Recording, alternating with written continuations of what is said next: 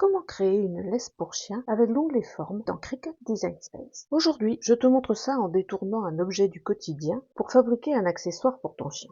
Alors, reste avec moi, car on va transformer les formes basiques du Design Space en une vraie laisse pour chien faite maison. Dans ce tuto, je te montre comment créer des formes complexes à partir de formes de base dans Cricut Design Space et comment utiliser efficacement les outils couper et associer. Allez, c'est parti! Si Design Space te fait un peu peur, pas de panique, on démêle tout ça ensemble. La laisse pour chien qu'on va créer ensemble mesure au total 1,20 m et compte 38 maillons. Mais bien sûr, chacun peut adapter le nombre de maillons à la taille de son chien. Cette laisse, je l'imagine plutôt pour un chien de petite ou moyenne taille, pas pour un gros molosse qui tire sur sa longe. Et bonne nouvelle, pas besoin de Cricut Access. Je vais jouer uniquement avec les figures de base de l'onglet Forme et utiliser quelques fonctions bien pratiques comme couper, associer, décalage et symétrie. Je commence par créer un maillon. Une fois fini, il fait 2,5 cm de large et 8 cm de haut. Comme c'est petit, je zoome sur la toile dans Design Space. Voilà, 250%, c'est confort. Pour m'aider, je crée un petit rectangle guide de dimension 2,5 cm par 8 cm. Et comme chaque maillon est symétrique, je vais d'abord dessiner la moitié supérieure que je dupliquerai ensuite. Hop, un autre guide de 2,5 cm sur 4 cm, et voilà mon espace de travail pour l'instant. Dans l'onglet Forme, je choisis un rectangle. Je déverrouille le petit cadenas et j'entre les valeurs 2,5 cm en largeur et 1 cm en hauteur. Je superpose cette figure au guide en cliquant sur Aligner et Aligner par la gauche et Aligner par le haut. Maintenant, je prends un triangle et je lui applique une symétrie horizontale. Je lui donne les dimensions de 2,5 cm en largeur et 5 cm en hauteur. Je positionne le triangle au bas du rectangle, puis je centre horizontalement les deux formes. Je sélectionne tout et je clique sur Associer puis Lier. Je vérifie bien qu'il n'y a pas de ligne qui persiste entre les deux formes, sinon les deux parties seront découpées séparément. Si c'est le cas, il faut juste annuler le lien, ajuster un peu avec la touche haut du clavier avant de le lier à nouveau. On a un peu dépassé du guide, mais c'est voulu. On va rectifier ça tout de suite à l'aide d'un carré de 1,1 cm de côté. C'est la taille que je veux pour la jointure des deux parties du maillon.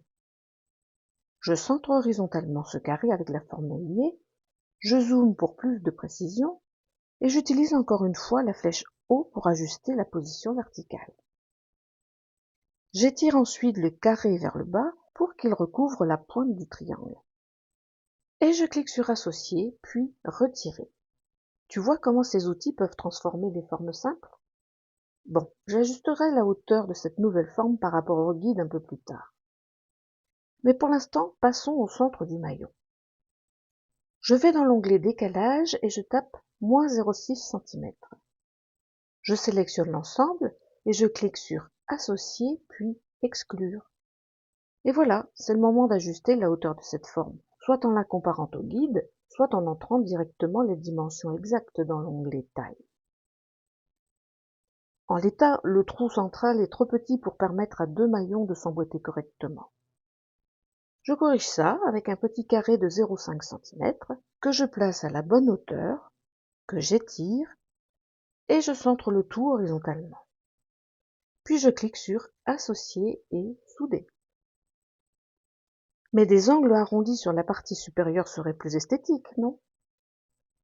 Pour cela, j'aligne un cercle de 0,7 cm de diamètre en haut et à gauche de la forme. Je sélectionne l'ensemble, je clique sur Couper, et dans l'onglet Contour, je masque l'angle du résultat de la séparation. Je sélectionne le cercle et la forme, puis je clique sur Associer et Souder. Et je fais exactement la même chose pour l'angle supérieur droit. Un petit coup d'œil au guide pour m'assurer que tout est en ordre, et je duplique. J'applique à cette deuxième partie du maillot une symétrie horizontale. Je centre horizontalement les deux parties, Je les sélectionne et voilà, le premier maillon est prêt. Maintenant, on s'attaque à la pièce de raccordement au mousqueton. Je crée un rectangle de 2,5 cm par 10 cm.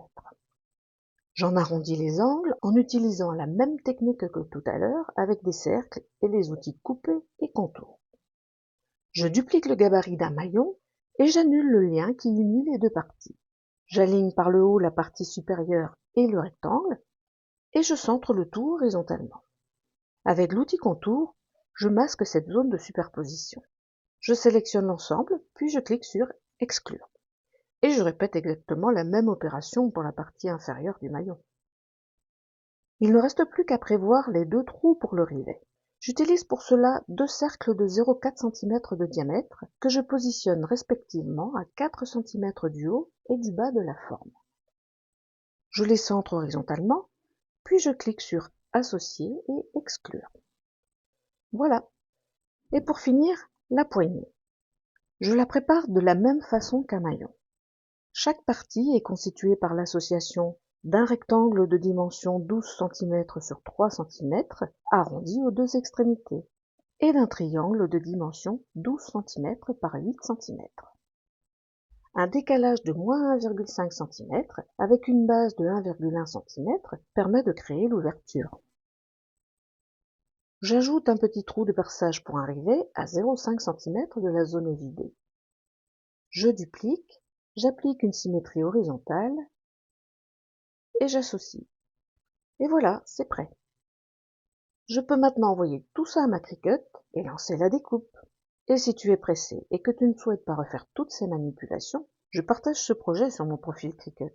Le lien est en description. On verra très bientôt tout ce qui a trait aux découpes. Mais pour l'instant, on passe à l'étape cruciale du choix et de la préparation du matériau. Pour cette laisse pour chien, j'ai opté pour le simili-cuir de ces sets de table action. Je trouve qu'il a une rigidité juste parfaite, tout en conservant une belle souplesse quand même. Et son épaisseur est idéale pour ce type de projet. Un autre avantage est qu'on peut l'utiliser des deux côtés, pour un effet bicolore vraiment sympa. Ses dimensions sont de 44,5 cm par 30 cm. J'en prévois 3 pour être sûr d'avoir assez de matière. Là, j'ai une astuce à partager avec toi. Je pourrais simplement utiliser les sets de table tels quels sur un grand tapis violet de 61 cm. Dans ce cas, j'utiliserai la grille du Design Space pour positionner mes formes en évitant les zones vides laissées par les angles arrondis. Mais personnellement, je trouve plus simple de les préparer astucieusement avant de les mettre sur le tapis. Je positionne donc le set de table verticalement et je commence par retirer une bande de 1 cm de chaque côté. Il me reste ainsi une largeur de 28 cm. Parfait, car c'est la largeur à ne pas dépasser sur la machine quand on utilise ce type de matériau. Sinon, les petites roulettes en étoile qu'il faut pousser à droite de la machine pourraient marquer le simili-cuir, voire même bloquer le tapis pendant la découpe. Ensuite, je fais une coupe en haut et en bas du set de table pour séparer les zones arrondies. Non seulement j'évite ainsi le gaspillage de matière, mais en plus, une pièce de simili-cuir de cette forme est beaucoup plus facile à positionner sur le tapis. Et un tapis violet de dimension 30-30 sera parfait pour ça. Ah oui, je conserve précieusement les chutes, car elles vont encore me servir. Petite astuce, je positionne la pièce de simili-cuir à un carreau du bord gauche du tapis. Cela me permet de ne pas avoir à retailler, sur le bord gauche, le scotch de masquage que j'utilise pour maintenir le matériau bien en place pendant la découpe. Et bien sûr, je n'oublie pas d'utiliser un brayeur pour bien faire adhérer le simili-cuir au tapis. Si ces petites astuces te plaisent, n'hésite pas à laisser un like, ça fait toujours plaisir. Voici venu le moment de la découpe. Tu t'es sans doute déjà posé la question du choix de la bonne lame. À cette étape, on peut en effet hésiter entre la lame à pointe profonde et la lame couteau. La lame couteau découpe tous les motifs à chaque passage. L'avantage, et il est de taille, c'est qu'on peut arrêter la découpe à tout moment en appuyant sur le bouton pause. Quand on a pas mal d'éléments à découper, comme c'est le cas pour cette laisse avec ses nombreux maillons, le gain de temps avec la lame couteau est vraiment conséquent. C'est pourquoi, pour ce type de projet, ma préférence va clairement à la lame couteau. Ici, le logiciel avait initialement prévu 4 passages de lame. Mais au 3e passage, la découpe était parfaitement effectuée. D'ailleurs, si tu veux creuser le sujet des lames et savoir quand utiliser laquelle, j'ai fait une vidéo complète là-dessus. Le lien apparaît en haut de l'écran et il est aussi dans la description. Mais avant toute utilisation de la lame couteau, et surtout après une mise à jour du logiciel Cricut Design Space, il faut calibrer la machine. C'est une étape cruciale pour des découpes nettes et précises. Si tu as besoin d'un coup de pouce pour cette étape, je te mets également un lien vers une vidéo dédiée. Voilà, mon design est prêt et ma machine est calibrée. Maintenant, pour optimiser au maximum mon simili-cuir, je vais organiser mes maillons de manière astucieuse sur le tapis.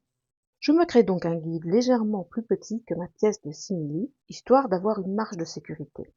23 cm par 27 cm, ça me semble parfait. Je place ce guide en arrière-plan. Je constitue une première ligne de 6 maillons, puis je la duplique 2 fois. J'ajuste un peu la disposition pour que tout soit bien optimisé. C'est Tetris version Cricut. Je sélectionne l'ensemble de ces maillons et je clique sur Attacher.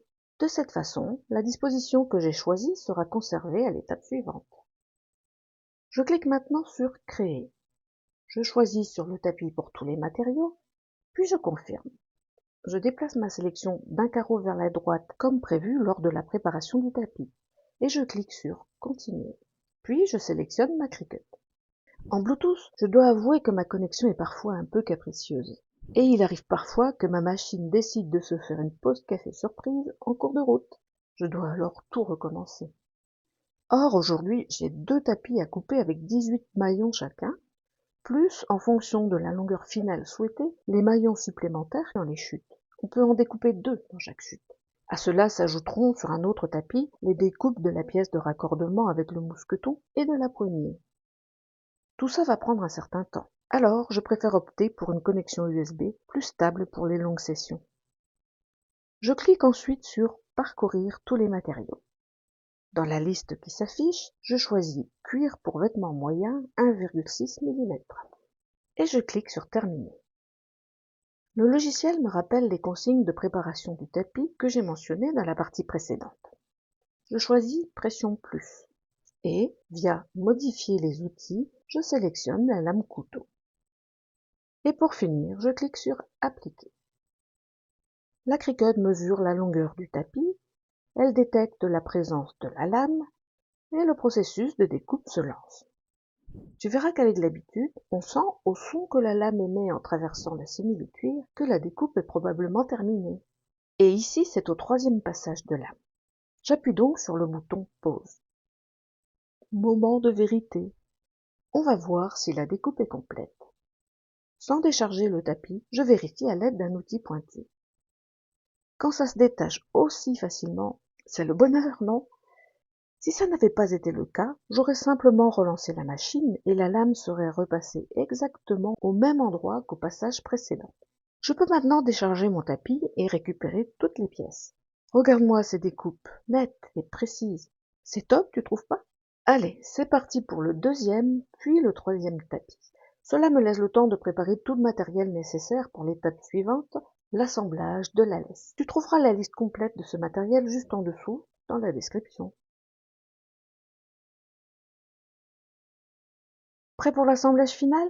Je commence par la pièce de raccordement au mousqueton. Je fais glisser une des moitiés dans l'anneau du mousqueton. Je la plie en 2, ensuite je prends le premier maillon et je l'enfile dans le trou central de cette pièce de raccordement.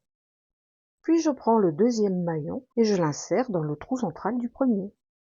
Et voilà, le premier maillon est maintenant solidement fermé, créant ainsi le début de notre chaîne. En procédant de la même manière, maillon après maillon, la laisse commence à s'allonger. Quand la longueur convient, il est temps de mettre en place la poignée. Pour en assembler les 2 parties, j'utilise du scotch double face résistant. Puis je presse fermement les 2 parties l'une contre l'autre. Pour une fixation vraiment solide, je place ensuite un rivet à l'endroit prévu. Et finalement, pour être absolument sûr que rien ne bougera, j'en ajoute également un à chaque angle de la poignée. Oups, j'allais presque oublier le rivet au niveau de la pièce de raccordement au mousqueton. Et voilà, cette fois c'est bel et bien terminé. Que penses-tu de cette jolie laisse faite maison? N'hésite pas à me le dire en commentaire. Poupette, elle, semble apprécier son nouvel accessoire stylé. De quoi faire sensation au parc avec ses copines.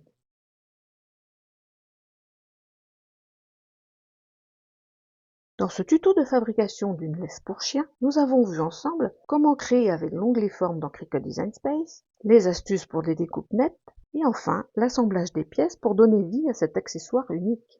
J'espère que ce projet t'a donné envie de te lancer dans tes propres créations DIY pour ton compagnon à quatre pattes. Si cette vidéo t'a plu, n'hésite pas à liker, à partager tes impressions en commentaire et surtout à t'abonner pour ne pas manquer mes prochaines aventures créatives. À très bientôt!